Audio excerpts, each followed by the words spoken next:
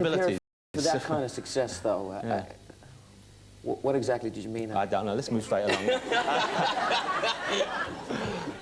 No, he was. I was much better prepared than he was. That's for sure. Now, he was a lot younger than I, and he was surrounded by his brothers. I was always alone, and they in turn were surrounded by the church, and you know all of that. And I did not have the church with me at the time. But followed afterwards. You retired for a few years, didn't you, as well? What made you... Well, you kind of dropped out of the music scene. Yeah. What made you decide to do that? I was bored, and I was kind of lost, and I think I really didn't know what I wanted to do, to be honest with you. I had...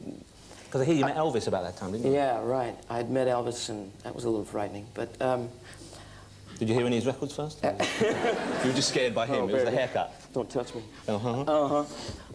No, I think when I met Elvis, he seemed rather lost, and I saw a vision almost of the future, and I thought, no, not for me. So you'd put on a lot of weight and yeah. shoot a few TVs. Dye in the hair, yeah. No. I just thought it wasn't something I wanted to see myself.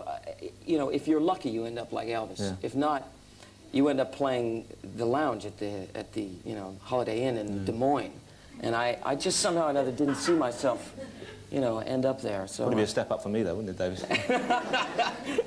But your fans, we had some letters from fans who heard you be in the show. They really keep a track on you.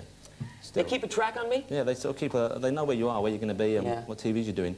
How important do you think fans are to an artist? I think terribly important. They make you or break you, you know. So you don't mind really the sort of adulation and the following around and the girls showing themselves at you. You don't mind all that. Because I like to know just in case, you know. Well, you must be prepared for all of this, obviously. I've been in training, yeah. So I've heard. Yeah.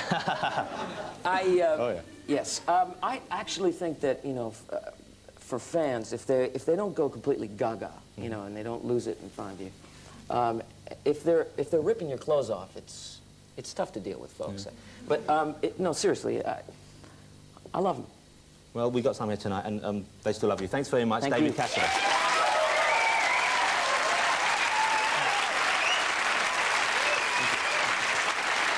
Well, we've got to take a break now, but don't go away, because in a minute I'll be talking to Eric Idle, Fanny Craddock, and we have music from Lloyd Cole. Back in a bit.